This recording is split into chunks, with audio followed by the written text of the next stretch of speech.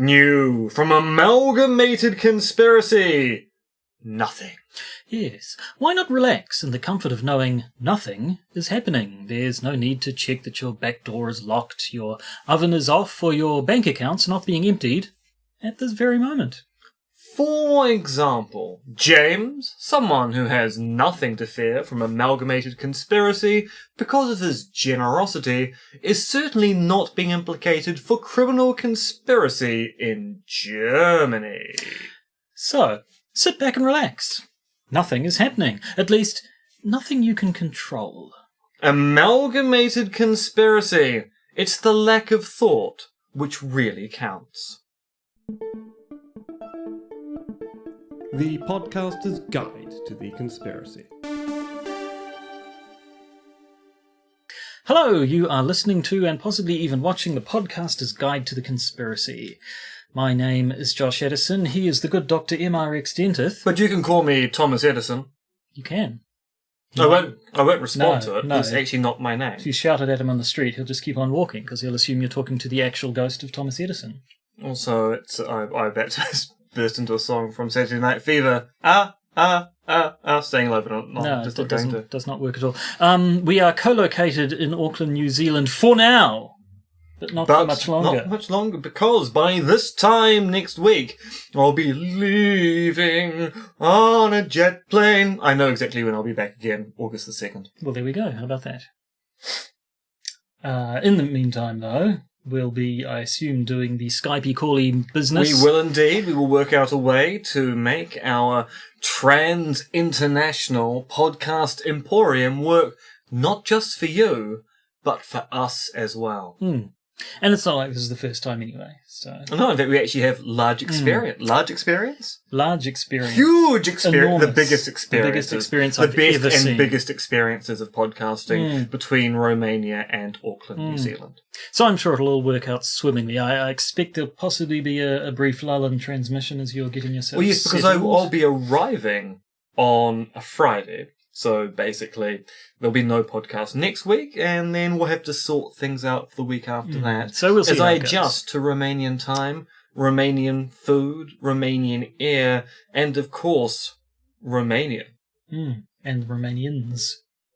Oh yes, they have those there. You're They do, quite yes. right. And beers, apparently. Or was that somewhere else where you went where there were beers? Oh, no, Romania has beer. They actually have some fairly decent beers. They have a really good Romanian pale ale. I was, of course, talking about the large animals, but I appreciate a good pun.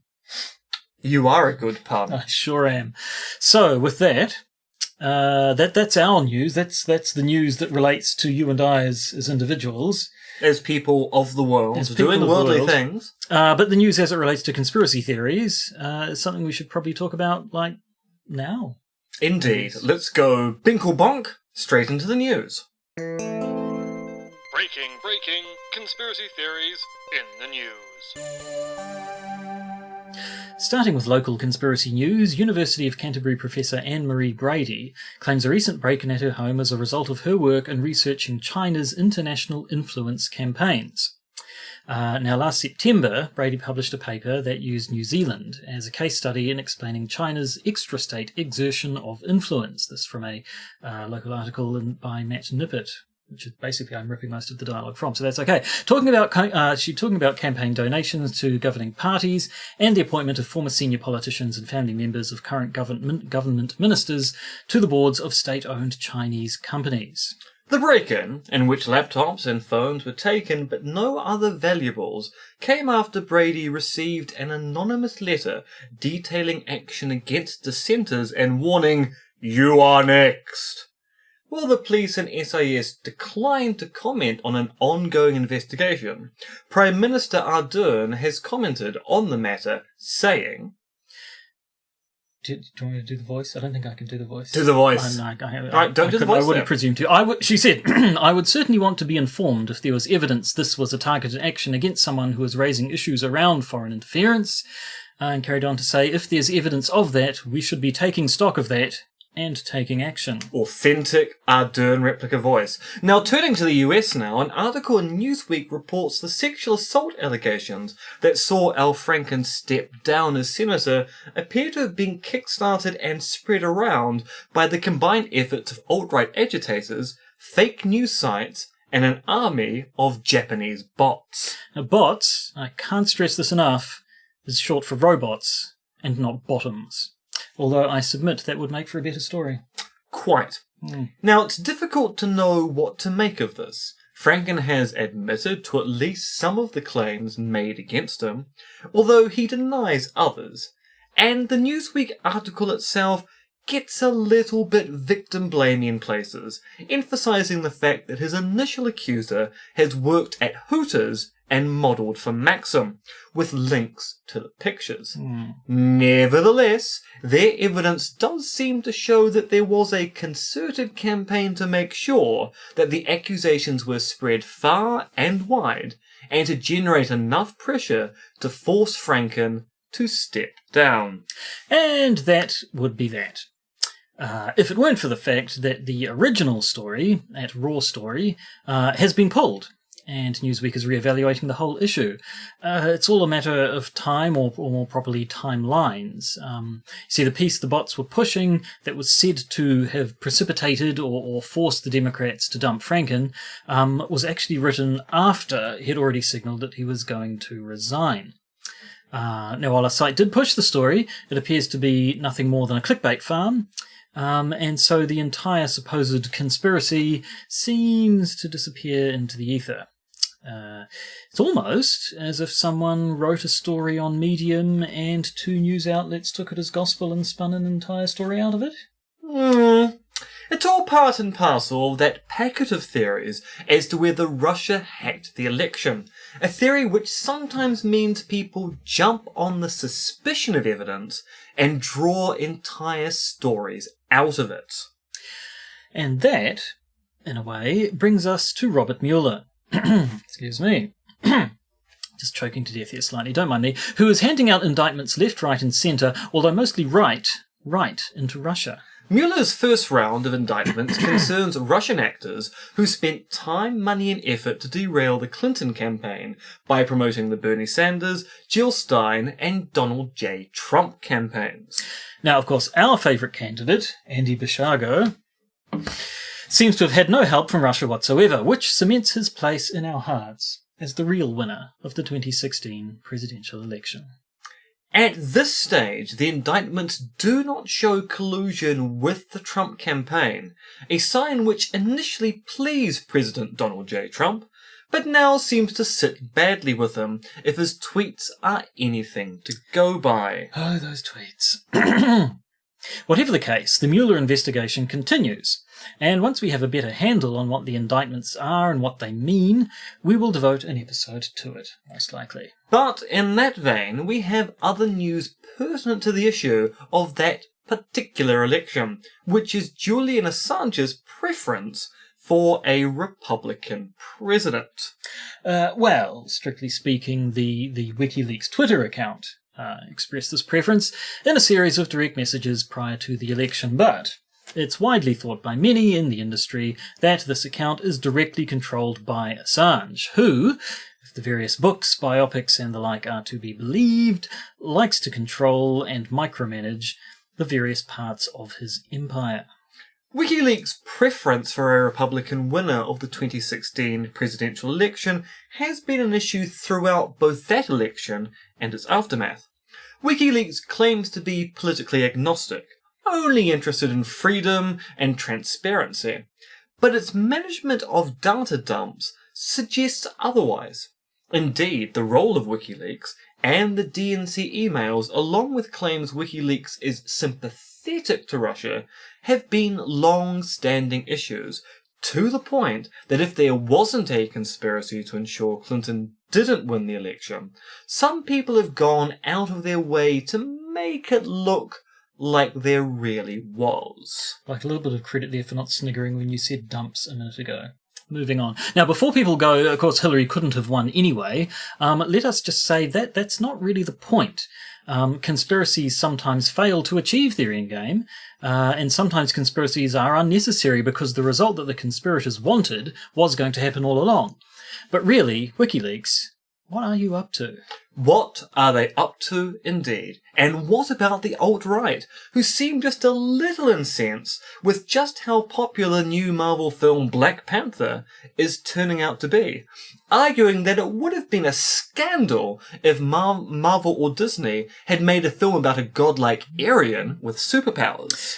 Except, of course, Marvel have made 3 such films. No. We're not talking about the Adonis-like Robert Downey Jr. films. Anyway, continue. Take a moment, yes. But rather, of course, Thor! And Thor the Dark World, and Thor Taika Waititi's Dance Party. So now alt-righters, or fascists as we used to call such people back in the early part of the 20th century, are claiming African Americans are assaulting white attendees of the film and posting graphic images of the aftermath. Except that they're not. That is, African Americans are not assaulting attendees. Rather, the images being shared tend to come from completely different incidents. In one case, a Swedish woman who was assaulted at a nightclub for rejecting a man's advances. In another, the wife of disgraced White House aide Rob Porter, and so on and so on and so on. It's all just a disinformation campaign by people who'd rather have people of colour not demand a little representation in the media. Indeed. We could just call it racism. We could. And talking about racism and representation, what about James Damore, the white man who got fired by Google for his memo about how women aren't naturally engineers and that conservatives are being discriminated against in the workplace? Now, Damore initially planned to contest his firing in court, but he withdrew his complaint in January to focus on the claim he was discriminated against due to his conservative views. However, that didn't stop the National Labour Relations Board from issuing a judgment that said that some of the contents of his memo, were discriminatory, and Google quite clearly acted upon those statements when they dismissed him, carefully tailoring their justification. The question as to whether Silicon Valley companies are discriminating and conspiring against conservatives is still a live issue, at least to Damore and his lawyer, although... Yes. Well, 2 things. For one, Google is in trouble at the moment for firing people who have spoken up about the lack of diversity in Google's workplace. Apparently, they're quite sensitive about the criticism that they discriminate against conservatives. Then there's the stats, which show that to get ahead in Silicon Valley, being a middle-class, white man who likely votes Republican because of his class is still the best way to get ahead in business. Which, incidentally, is an excellent Richard E. Grant film. Indeed. Now, it should be clear by now that we have firm beliefs on gun control. Not to put too fine a point on it, it works. Look at the UK and Australia, for example. And that we deplore both mass shootings and the crisis act theories that emerge after such shootings. Yes, you won't find us shouting false flag, not unless we're being set upon by pirates flying the flag of a friendly nation. That wasn't too hard, was it? It was fine. So, in brief, the Parkland shooting is a travesty, and the fact that people are now claiming some of the surviving students are crisis actors is dreadful. A special shout out to Benjamin Kelly, former district secretary for GOP Rep Sean Harrison, who went on TV and claimed that Emma Gonzalez and David Hogg, 2 survivors of the shooting at Marjorie Stoneman Douglas High School, were crisis actors. That led to him being fired from his position after the school superintendent reiterated that they really were school students who really did survive a shooting at their school. And finally, we have proof that Elvis is alive, or rather was alive, in 1990, 13 years after his supposed death. In a video from 2007, an enterprising YouTuber shows, nay proves, that Elvis was an extra in a scene from the film Home alone. Yes. Now, when Mrs. McAllister tries to book a flight home from Chicago, there is a bearded man who looks slightly like an older Elvis from the film Charo. This is definitive proof that Elvis was alive 28 years ago. Yes, definitive. In no way is this a video based upon blurry footage which may be mistaking an extra for the king of rock and roll. Why would Christopher Columbus, the director of Home Alone, try to reveal this fact about the king's continued existence to the world? Why, Josh? To cover up the deeper conspiracy about Andy Kaufman's death. I think you mean his survival. No, his death. You see, Elvis killed Kaufman, but I've said too much. Let's talk about Jordan Peterson instead. Play that chime. No, hang on. What do you mean about Elvis killing Andy Kaufman? Surely the bigger question is, if Elvis was still alive in 1990, does that mean he's still alive today? You're avoiding the question. What's this conspiracy theory about Chris Columbus using this film to cover up Andy Kaufman's death? Look, it was a throwaway joke that no one was meant to take seriously. You know, like Jordan Peterson. Zing! Hey! Can we have the chime now? Yes, I suppose. Yes, indeed, Jordan Peterson. He's a fellow who's been getting a bit of press lately. I confess I don't think I've read anything of his, but I have read a bunch of things about Jordan Which is Peterson. basically the Jordan Peterson experience. Everybody has an opinion on Jordan Peterson because, like everybody has an arsehole. That's actually not the way that saying goes, does it? No. But it is true. Everybody does have an arsehole. Actually, is that true? Are there people without arseholes? Maybe. Maybe. Certain very We apologise to people circumstances. who don't have arseholes Yes. for claiming that it's an essential part of the human characteristic to have arseholes. If you don't have an arsehole, we're not discriminating against you. But we are discriminating against Jordan Peterson. Or at least we're discriminating against the ideas of Jordan Peterson. We're not discriminating against him, the person. He may or may not be a lovely chap. But Jordan Peterson is a man of ideas. And those ideas have a very conspiratorial bent. But I suppose some of you might be going, who are you talking about? Who is Jordan Peterson? So we probably should say something as to who Jordan Peterson is. Now, if we were to summarise Jordan Peterson in one word, what would that word be? Canadian. Yes, precisely. That's all you need to know. Jordan Peterson is a Canadian. Ipso facto, he believes in conspiracy theories. Like every single Canadian. Yep, Justin Trudeau,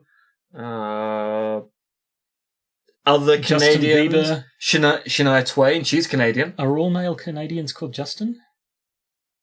Yes, I think they are. Right. Oh no, there's Ryan Reynolds. Maybe Ryan's a stage name. Yeah, No, he's an actor. he's probably Justin Reynolds. Or, actually, it's stage names, he's probably Justin. You heard it here first. Ryan Reynolds' real name is Justin. I fear we may have become sidetracked. Alright, let's get to the nitty-gritty. Who is Jordan Peterson? Jordan Peterson is a clinical psychologist and professor of psychology at the University of Toronto.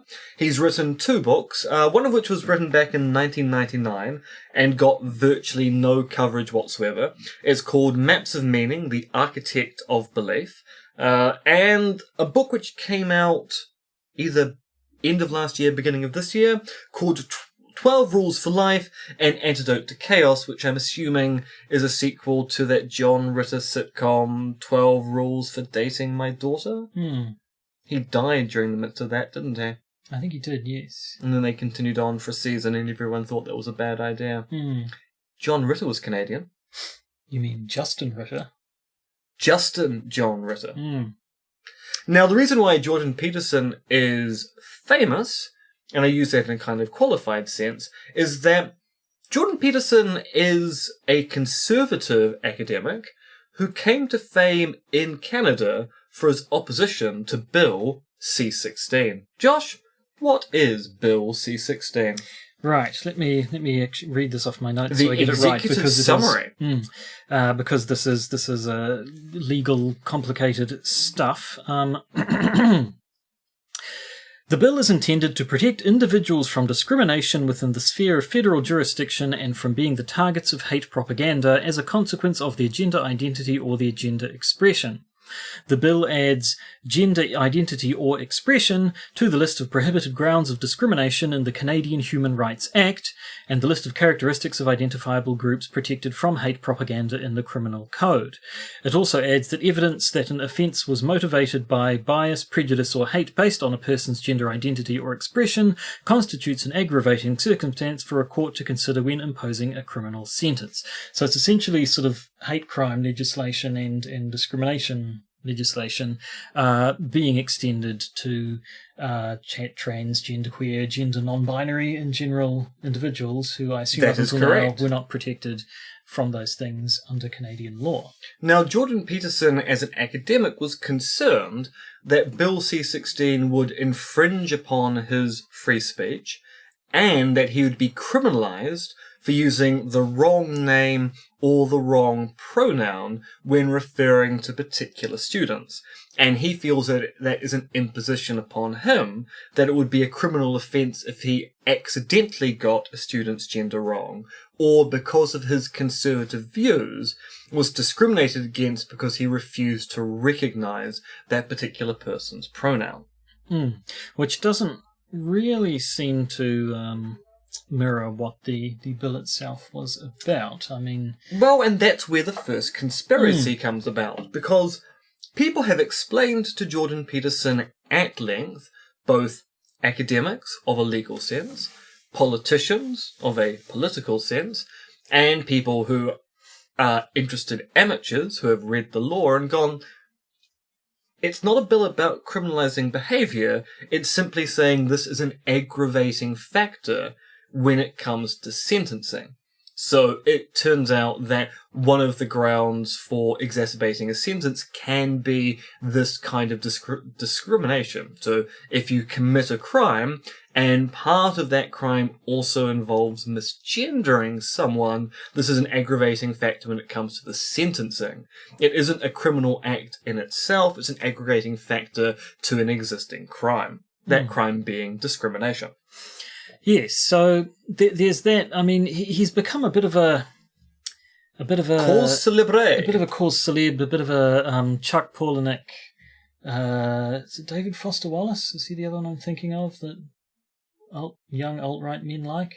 Or am I getting the author of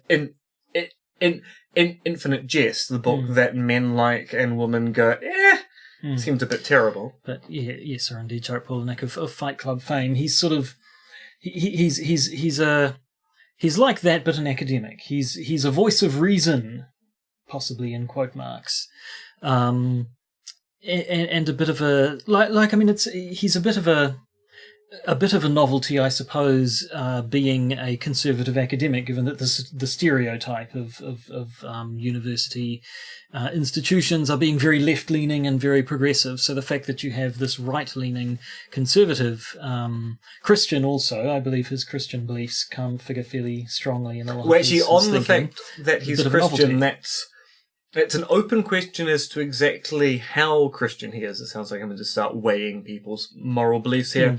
So, in an interview a few years ago, he said he was Christian. In an interview last year, he said, well, I'm Christian, but I'm not ye bog standard Christian. I'm more about emulating what Christ proposed, and was a little bit vague as to exactly what theological beliefs that actually entailed. So, some people are saying he was Christian and may have lapsed. Other people are saying he's of that body of Christian belief, which isn't ye bog standard archetypical church-going Christian. He might be the kind of person who believes that Christ was a really, really nice guy, but doesn't really think he has to go to a room and celebrate that with other people who also think that Christ was just toppers. Just tops. But I do believe he references the Bible a fair bit in his... I mean, one of the things I've read about him was a review of his 12 Rules for Life and Antidote to Chaos, which, among other things, I believe, sort of says that essentially that men represent order and women represent chaos. And it doesn't mean women are bad. It sounds a bit Dave Simmy. Doesn't mean women are bad, but chaos is bad and women are chaos. But women aren't necessarily bad. And that brings us into the other aspect of conspiratorial thinking that infuses the work of Jordan Peterson, which is the idea that feminism is a murderous equity cause. Actually, he referred to that when the Prime Minister of Canada, who, being Canadian, is called Justin Trudeau, tweeted out his support for a women's march. And let me just see if I've got the text here. He called Justin Trudeau's support of women's marches a murderous equity doctrine on Twitter. I don't quite know what that means. I don't think anyone knows what that means, Joshua. Those words are a nonsense spun together to sound all academical. Murderous equity doctrine. I'm assuming he's claiming that the cause of feminism over time has been disastrous, and indeed he has expressed a huge amount of skepticism of the need for feminism, claiming that the notion that women have been oppressed throughout history is an appalling theory. And he doesn't mean appalling theory as, isn't it appalling that women have been oppressed throughout history? He means appalling as people who believe that women have been oppressed throughout history are in fact appalling thinkers. Feminism is a conspiracy, apparently. And more than just feminism. I mean, he's politically incorrect, essentially. Has he? I haven't read. Does he explicitly refer to himself as politically incorrect? I think that's more a Milo Yiannopoulos kind of thing. Yeah. I mean, I haven't read anything specific that says that Jordan Peterson is politically incorrect and proud, although I suspect he may well admit to that. He's certainly not fond of political correctness. No, in fact, he's not fond of the entire tenor of academic work of the later 20th century, claiming that postmodernism has basically destroyed things, and students arrive at universities filled with ideology of a left-leaning persuasion, which, I don't know, I mean, I've taught at a university, I've taught in schools.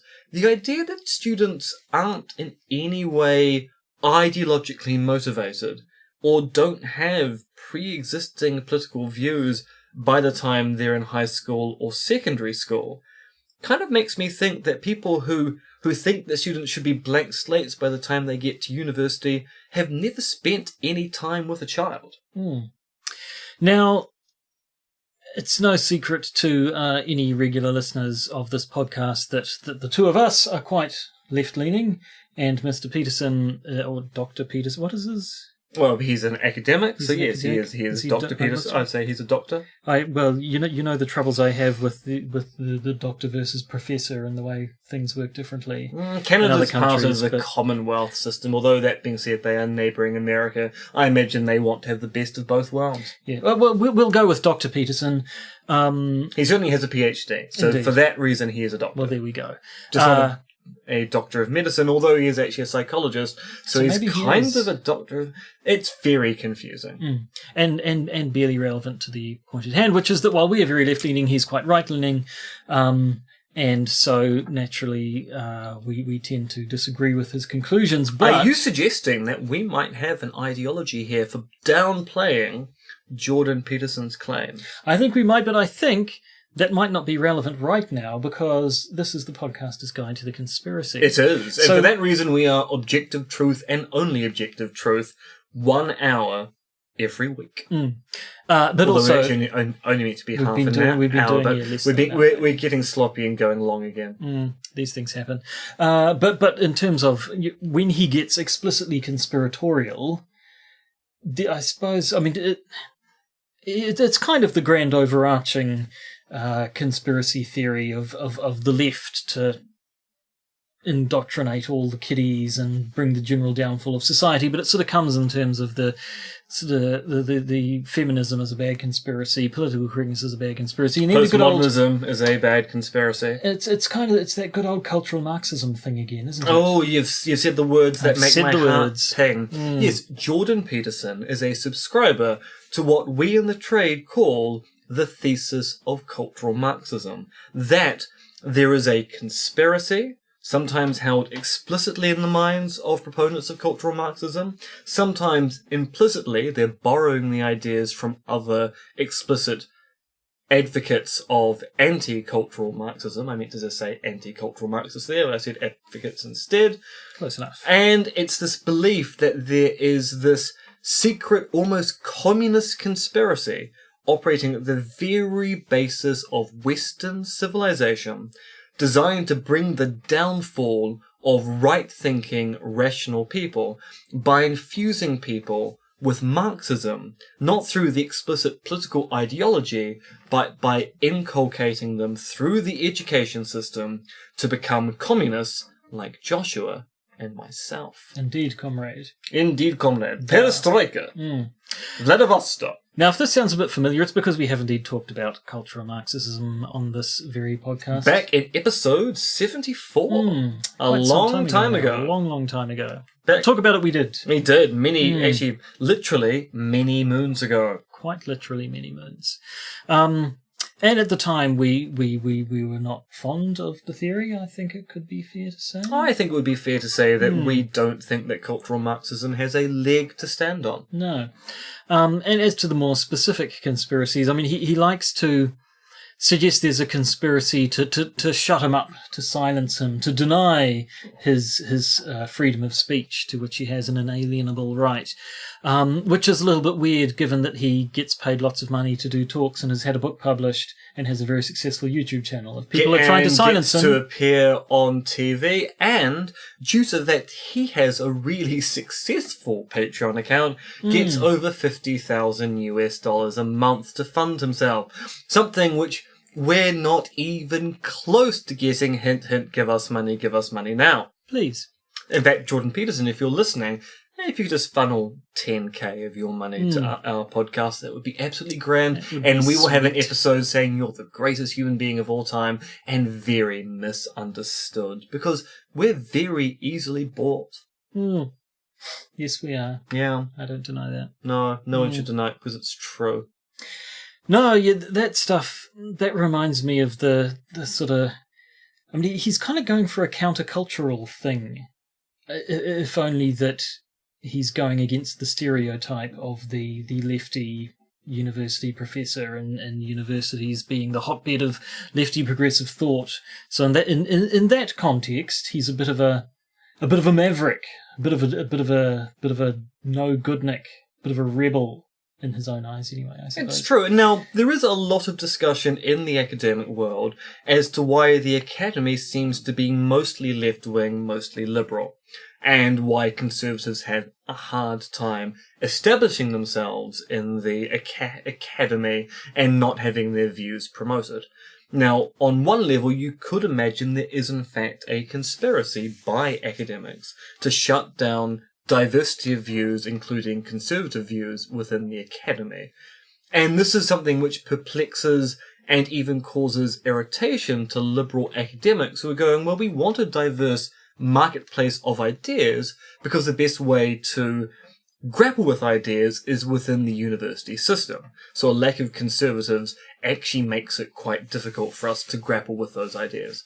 And yet the answer seems to be it's not that there is a conspiracy by academics, but that literally the kind of work, the kind of ideas which thrive in the university tend to be left-leaning liberal ideas because, and this is the point where I go, this does sound like I'm just propounding my own ideology here, they are the ideas which actually do seem to withstand scrutiny, i.e.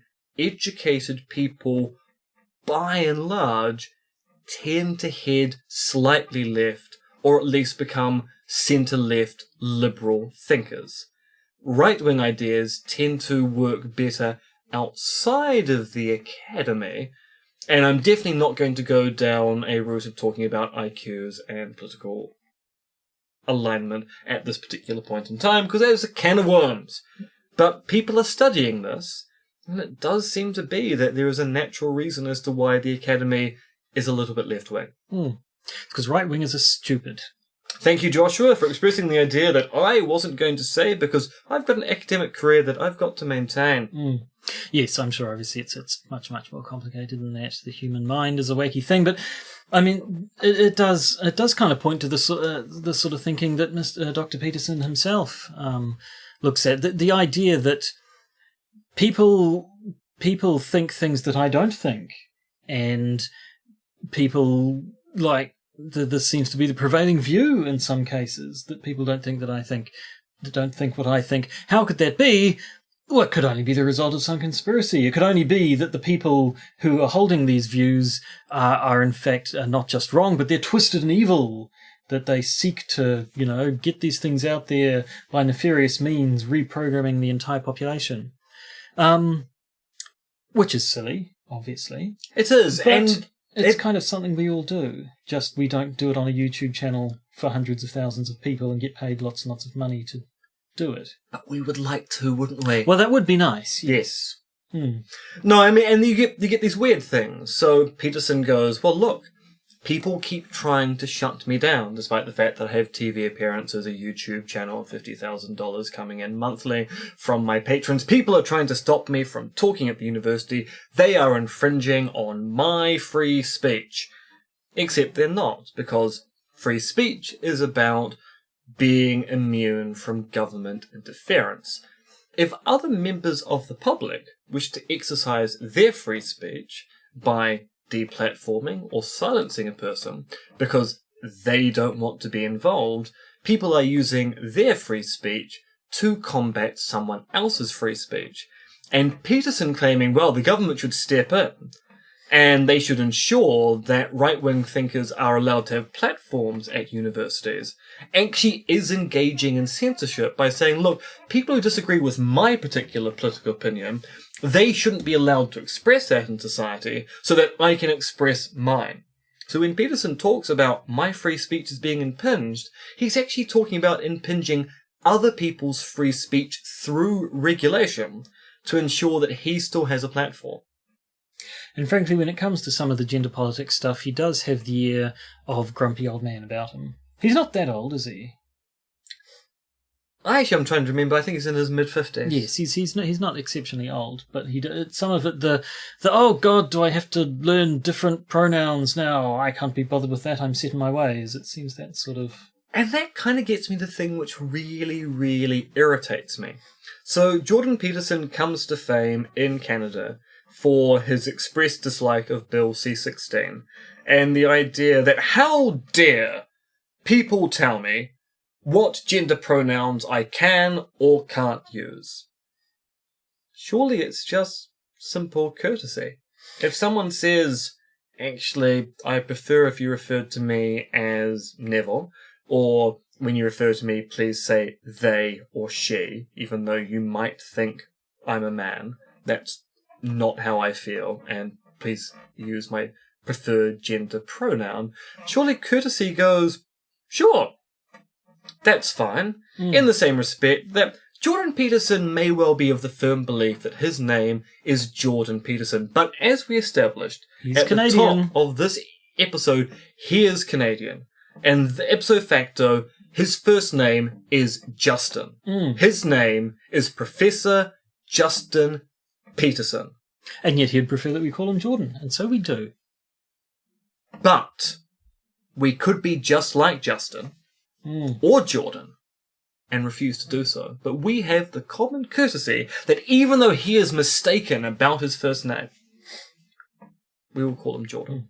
And facetiousness aside, courtesy is the thing, and it kind of goes back to his claim it's going to be made illegal if he uses the wrong gender pronoun. Well, no, it just makes him rude. If he's been asked to use one and he chooses to use the other one, that's not breaking the law, that's just being a dick. Yeah. Which is not against the law. No, and probably is never going to be, even though sometimes I think it should be. Well, sometimes, but then we'd all be in prison, most likely. You would be. You would be. Everyone's a You're dick in prison sometimes. right now. Well, is that it? Is that why whenever we stop recording, I just have to stand in the corner for the next week until we start again? No, that's This is because I'm actually trying my to reenact imprisonment. the Blair Witch Project, not the sequel. Actually, not either of the sequels, just the first one. Right. Which I remember I was the only person in our set of people who watched that film who liked that film. Which one? Blair Witch Project. The very first one. Yeah. No, I liked the last 5 seconds of the Blair Witch Project. Which is what I'm trying to get you to emulate every week when you stand in my room. Turn back to the corner, Joshua. The witch is coming. Did you see the Onion review of the latest 50 Shades film? No, I did not. Is it fantastic? It is genius. You should watch it. Everyone should watch it. Just thinking of the concept of a person being imprisoned and forced to do stuff. The thing is, what the whole thing even is. though I was never going to watch any of the 50 Shades films, the fact that the lead actor is the serial killer and rapist in The Fall meant that I was never going to be able to watch it anyway, because you can't take a sexual predator from one very prominent TV show in the UK and then go, but he's an okay sexual predator in this film. That should never happen. No. Never. No. Not my Jordan Peterson. No. So the fact that we've quite happily allowed ourselves to be distracted and to talk about shitty movies possibly suggests we've run out of things to say about Jordan Peterson. Indeed we have. I think we have, yes. So, I mean, to sum up, he's an academic. I've heard him referred to as sort of the academic that both the left and the right need and deserve, in that he's a bit of a dick, but possibly in order to counteract the sort of the stereotypes which may or may not exist, a bit of a dick is what's needed. The academic world needs dick, Matthew. That's what I'm saying. All I can think of now is actually a review in The Guardian of his book, 12 Rules, which was, the rules themselves are actually quite good guidelines. It's a shame about all the psychoanalytical rubbish he then uses to back them up with Bible quotes, Nietzsche quotes, and the like. Yes, that was, I haven't read The Guardian one, but yes, the review I've read says he'll sort of start talking about a particular social phenomena and then spend a chapter going on about what happened in the Bible, and then at the end say, and so you should treat yourself well. So, that's true. I agree with your conclusion. Why did you have to bring the Bible into it? Yeah, the dozen or so pages of bizarre pontifications. Not really sure what that was all about. And if you want to read dozens or so pages of pontifications, why not buy my book, The Philosophy of Conspiracy Theories, available in all good online bookstores near you, because no one stocks it physically because it's really, really expensive and is not an off-the-shelf buy. Although it is an off-the-shelf read. Although I don't know what that means. It flies off the shelves, but it doesn't because it's not on the shelves in the first place. Meta. Very meta. Anyway, that just shows that we really have come to the end of this episode and the end of this particular co-located filming block of the Podcaster's Guide to the Conspiracy. We won't be with you next week because I will be in transit back to Romania, but we hopefully will be back with you in 2 weeks' time with what may or may not be a particularly interesting visual setup. We have to work out what to do to try and make that thing work. Yes, no matter what we end up doing, I think it's safe to say that I will not be able to do that. For the first and also the last time. Podcast listeners, I physically laid hands upon Yes, the good I was doctor. assaulted by Joshua, and there is visual evidence of that assault. Yep. I did not give you permission to do that, but I enjoyed it anyway. Well, that's all right then. So, you are listening or watching to...